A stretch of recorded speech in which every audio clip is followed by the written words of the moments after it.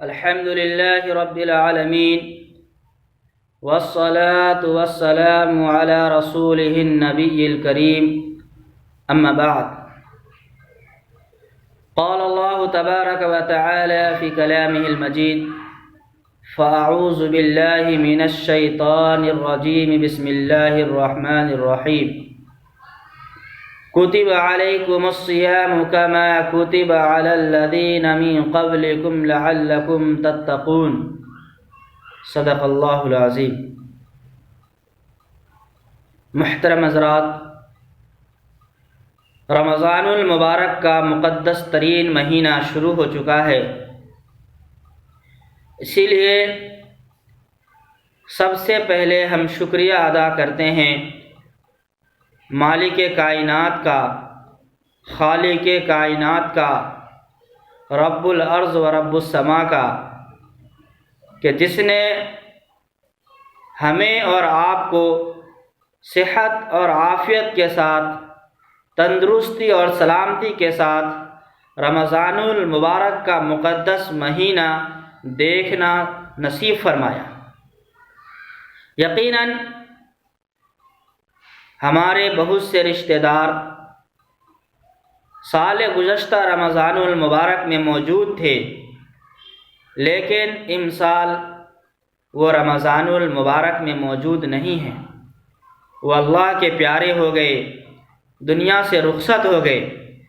اسی لیے ہمیں اللہ رب العزت کا شکریہ ادا کرنا چاہیے کہ اس مالک دو جہاں نے ہماری زندگی کے اندر ایک اور سعادت بخشی کہ یہ رمضان المبارک کا مہینہ بھی دیکھنا نصیب فرمایا ہے.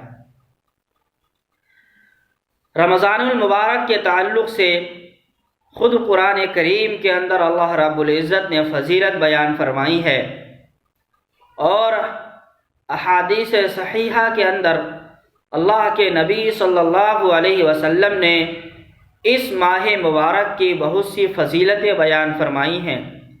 اسی لیے میں یہ چاہتا ہوں کہ اس مبارک مہینے کے تعلق سے کچھ قیمتی باتیں آپ تک پہنچاؤں. سب سے پہلے تو یہ کہ یہ مبارک مہینہ اللہ رب العزت نے اس مہینے کے اندر بہت سی خصوصیات رکھی ہیں، وہ میں آپ کو بتاؤں گا. ایک روایت آپ تک پہنچانا چاہتا ہوں جس کے راوی حضرت سیدنا سلمان فارسی رضی اللہ تعالی عنہ ہیں. آپ کو معلوم ہوگا اس امت کے اندر حضرت سیدنا سلمان فارسی رضی اللہ تعالی عنہ وہ شخصیت ہیں کہ جس کی عمر تقریباً 250 سال ہوئی ہیں، اور آپ نے جب سے ایمان قبول کیا جناب نبی کریم صلی اللہ علیہ وسلم کی خدمت اور آپ صلی اللہ علیہ وسلم کے اطاعت اور فرما برداری اور دین کے لیے اپنے آپ کو وقف کر دیا.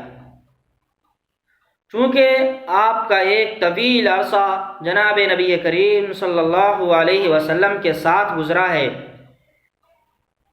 اسی لیے آپ ایک روایت بیان فرماتے ہیں.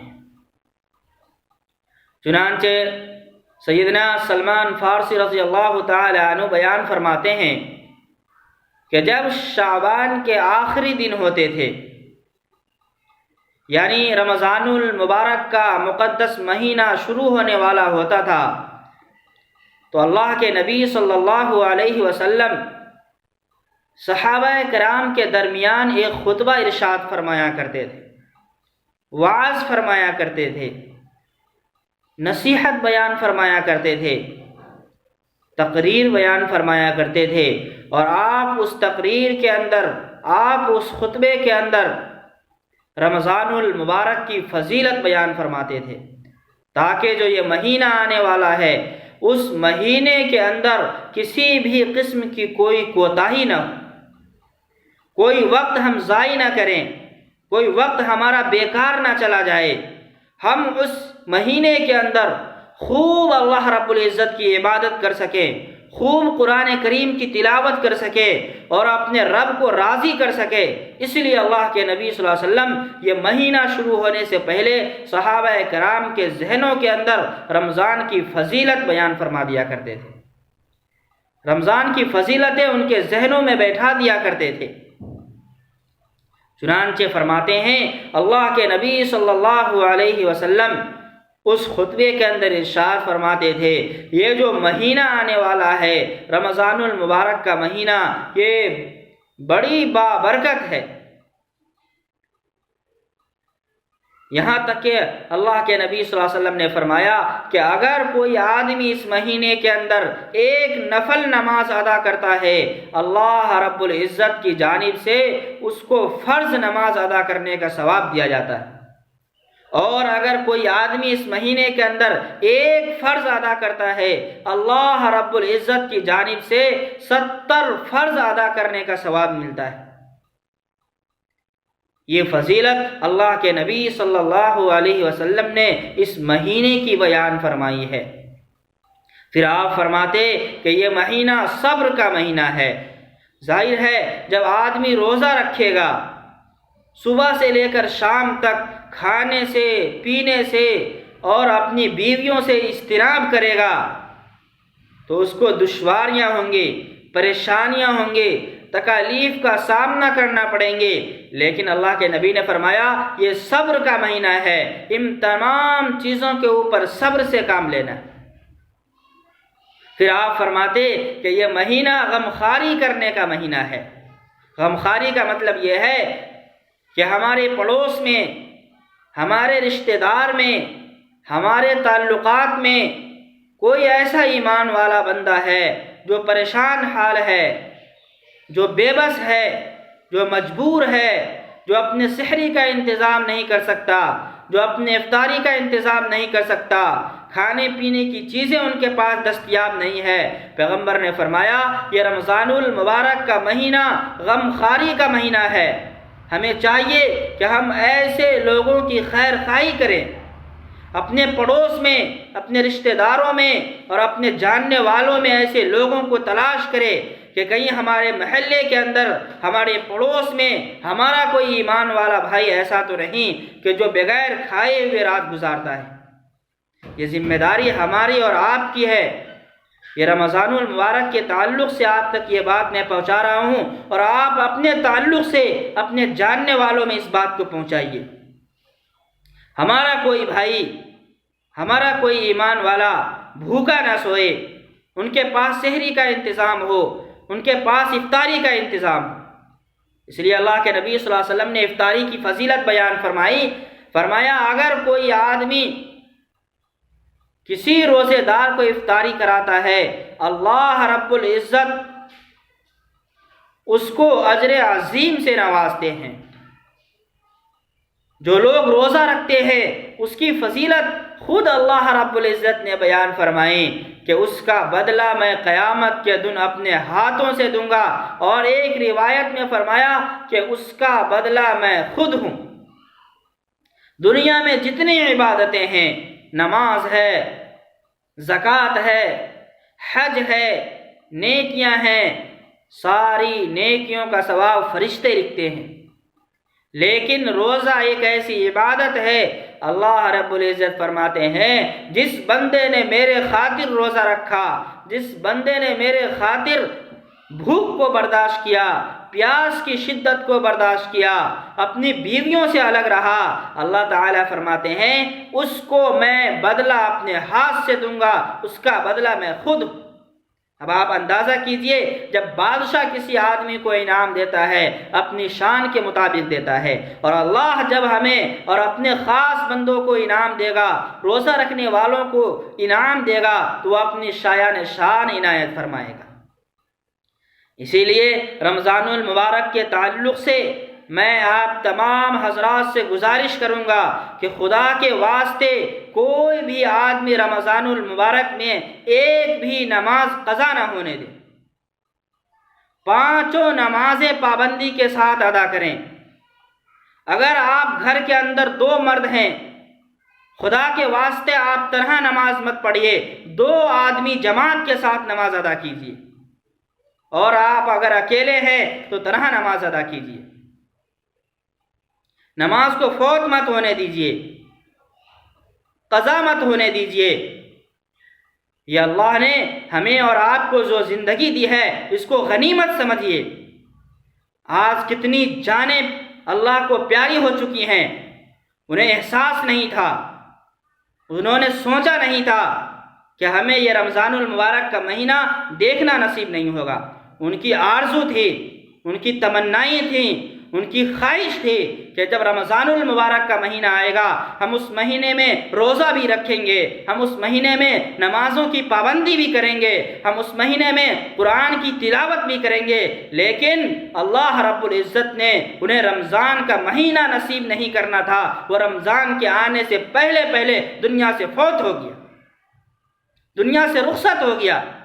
یہ اللہ کا کرم ہے کہ اللہ نے ہمیں رمضان المبارک تک پہنچایا ہے، لہذا اس کا پورا فائدہ اٹھانا چاہیے۔ 5 وقت کی نماز پابندی کے ساتھ ادا کرنی چاہیے۔ اسی کے ساتھ ساتھ میں دوسری چیز یہ بیان کرنا چاہتا ہوں کہ آج جو ہمارے گھروں کے اندر یہ ٹی وی ہیں، یہ LCD ہیں، خدا کے واسطے پورے رمضان المبارک کے لیے اس کو بند کر دیجیے۔ ایک بھی نیوز نہیں دیکھنا ہے، ایک بھی چینل نہیں دیکھنا ہے، کسی بھی قسم کی کوئی ویڈیو نہ موبائل کے اندر اور نہ ٹی وی کے ذریعے سے ہمیں دیکھنی ہے۔ اس مہینے کی ناقدری نہیں کرنی ہے انشاءاللہ۔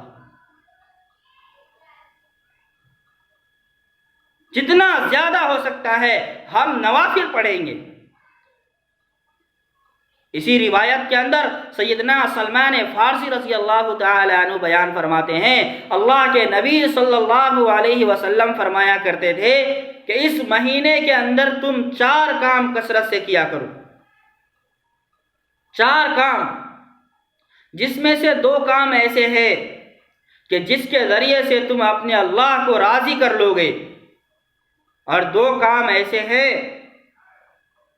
جس سے تو بچنا ہی نہیں چاہیے، جس سے تو بچنا کوئی چارہ کار ہی نہیں۔ یعنی 2 کام ایسے ہیں جس سے تم اللہ کو راضی کرو گے، اور 2 کام ایسے ہیں جو تمہیں ہر حال میں کر لینا چاہیے۔ پہلے 2 کام میں آپ کو بتاتا ہوں وہ کیا ہے۔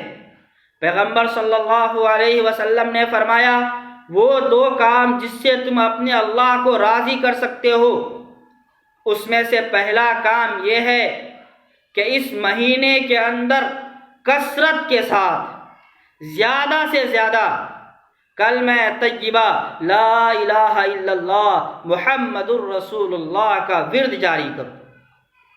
میں سمجھتا ہوں جتنے ایمان والے بندے ہیں سب کو الحمدللہ یہ کلمہ یاد ہوگا، لا الہ الا اللہ محمد الرسول اللہ۔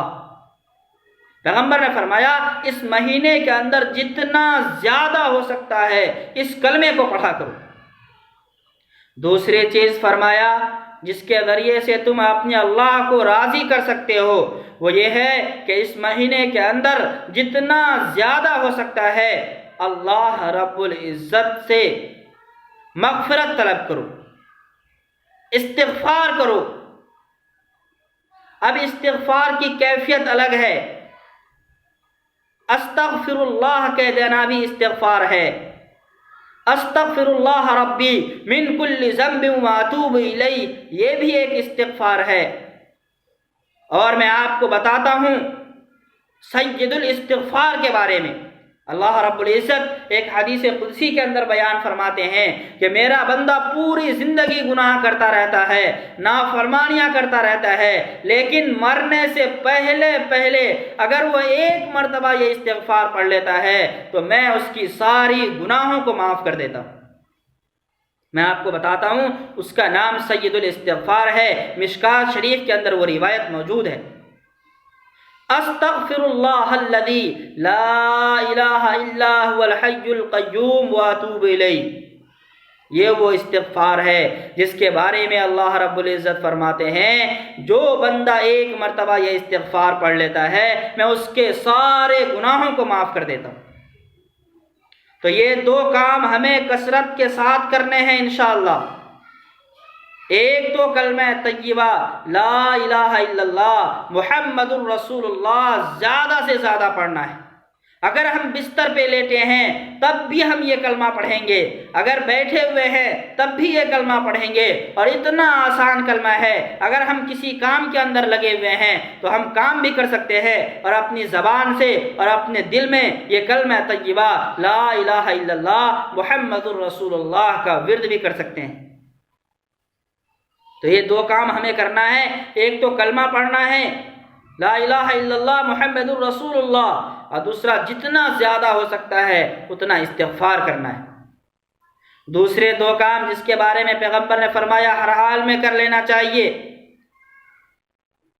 وہ ان میں سے ایک یہ ہے، جتنا زیادہ ہو سکتا ہے اللہ رب العزت سے جنت طلب کرو، جنت مانگو اللہ تعالیٰ سے۔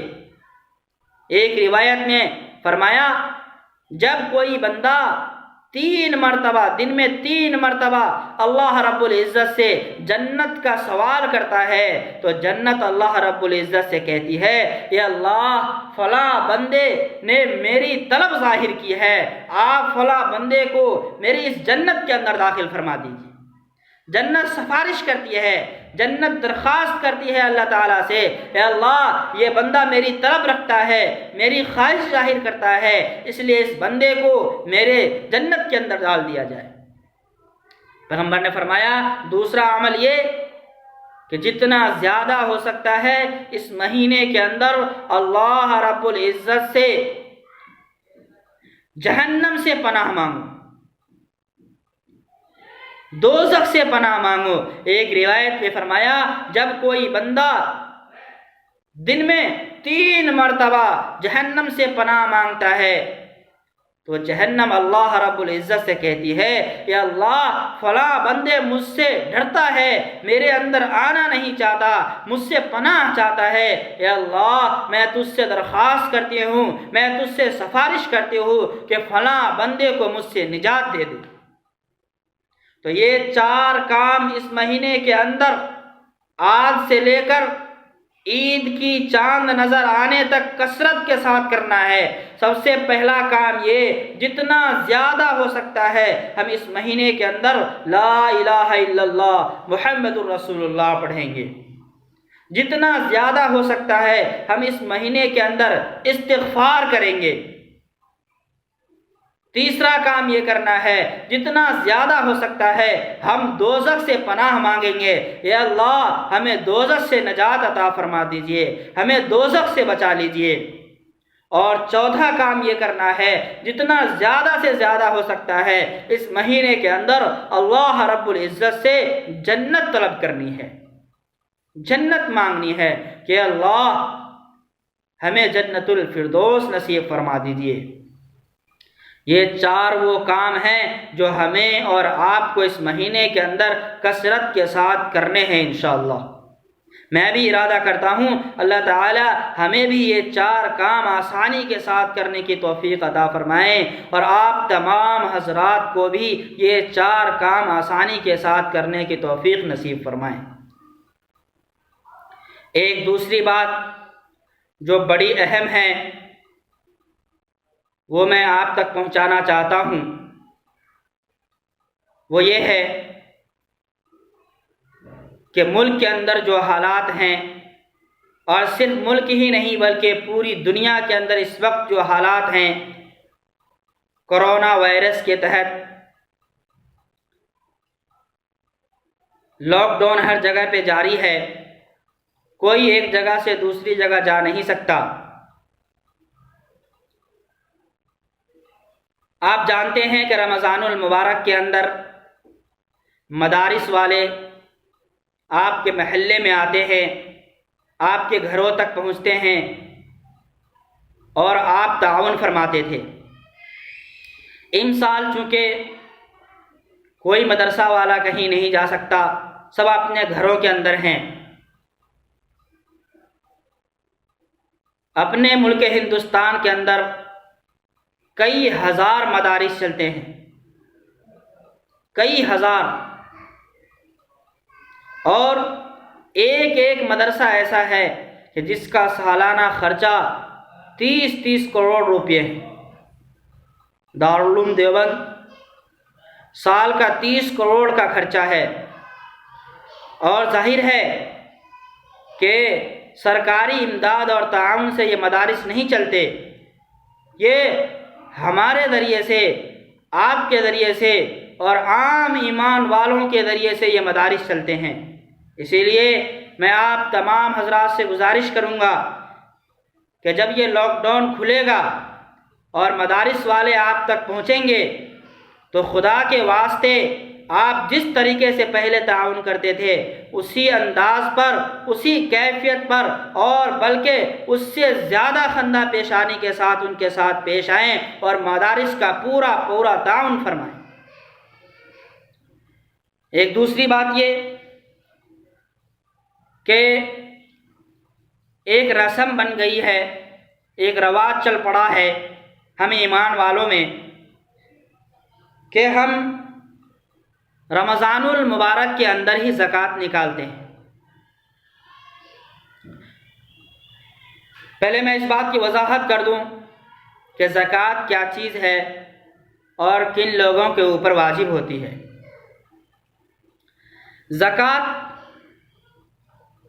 جو مال ہم پورے سال کماتے ہیں، محنت کر کے، مشقت کر کے، اپنے کاروبار کے ذریعے سے، حلال پیشے کے ذریعے سے، اللہ رب العزت کی جانب سے حکم ہے کہ اس مال میں سے 2.5% مستحقین کے لیے نکالا جائے، جو غریب ہیں، جو محتاج ہیں، جو بے بس ہیں، جو مجبور ہیں، جو لاچار ہیں، جو یتیم ہیں، جو مسافر ہیں، جو قرض کے اندر ڈوبے ہوئے ہیں، وہ پوری تفصیل اللہ تعالیٰ نے بیان فرمائی ہے کہ ان سب کو زکوٰۃ ادا کی جائے گی۔ اب دوسری بات یہ سمجھنی ہے کہ زکوٰۃ کن لوگوں کے اوپر واجب ہوتی ہے، تو میں آپ کو بتاتا ہوں کہ اگر کسی آدمی کے پاس آج کی تاریخ میں 25,000 روپے موجود ہیں اور اس کے اوپر سال گزر چکا ہے تو اس شخص کے اوپر زکوٰۃ واجب ہے۔ 25,000 روپے چاہے کیش میں اس کے پاس موجود ہوں یا بینک کے کھاتے کے اندر موجود ہوں یا کسی کو قرض دے رکھا ہو، اسی طریقے سے اگر کوئی آدمی سیکورٹی کے اوپر فلور لے رکھا ہے 2 لاکھ، 2.5 لاکھ، 3 لاکھ کے اندر، اس کے اوپر بھی زکوٰۃ واجب ہو جاتی ہے۔ تو ہم اور آپ آج ہی اس کا حساب کریں گے انشاءاللہ کہ ہمارے پاس جو رقم ہے وہ کتنا ہے۔ اگر ہماری رقم کی تعداد 25,000 یا اس سے زیادہ پہنچ جاتی ہے تو جتنا بھی ہے اس کا 2.5% نکالنا ہے، اور جس طریقے سے دن میں 5 وقت کی نماز ادا کرنا فرض ہے، اسی طریقے سے جن لوگوں کے اوپر زکوٰۃ واجب ہے ان لوگوں کو زکوٰۃ کی ادائیگی کرنا اس کے اوپر فرض ہے، واجب ہے۔ آج ہم ایمان والوں کے اندر ایک بہت بڑی کمی یہ آئی تھی کہ ہم زکوٰۃ کو تاوان سمجھنے لگے۔ جب مدارس والے ہمارے محلے کے اندر آتے تھے، ہمارے گھروں پر آتے تھے، ہم اسے فقیر سمجھتے تھے، ہم اسے کاروباری سمجھتے تھے۔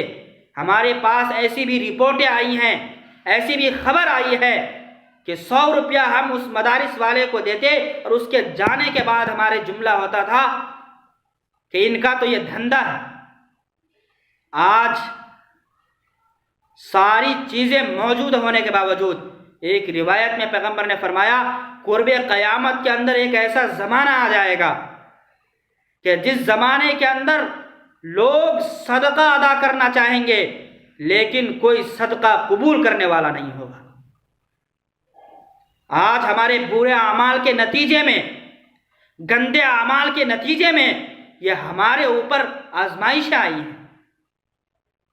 اسی لیے ہم اپنے گناہوں سے توبہ کریں گے، اللہ سے معافی مانگیں گے کہ اللہ ہم نے جو اپنی زندگی میں نافرمانیاں کی ہیں، اپنی زندگی میں جو گناہ کیے ہیں، خداوند قدوس ہم سارے گناہوں سے معافی مانگتے ہیں۔ اے اللہ تو غفور الرحیم ہے، تو گناہوں کو بخشنے والا ہے، یقیناً تو ہی ہمارے گناہوں کو بخش سکتا ہے۔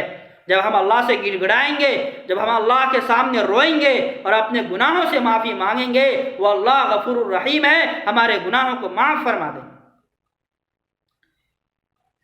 تو یہ چند باتیں جو رمضان المبارک کے تعلق سے بڑی ضرورت تھی، میں نے سوچا کہ آپ تمام حضرات تک پہنچاؤں، اسی تعلق سے میں نے یہ ویڈیو بنائی ہے۔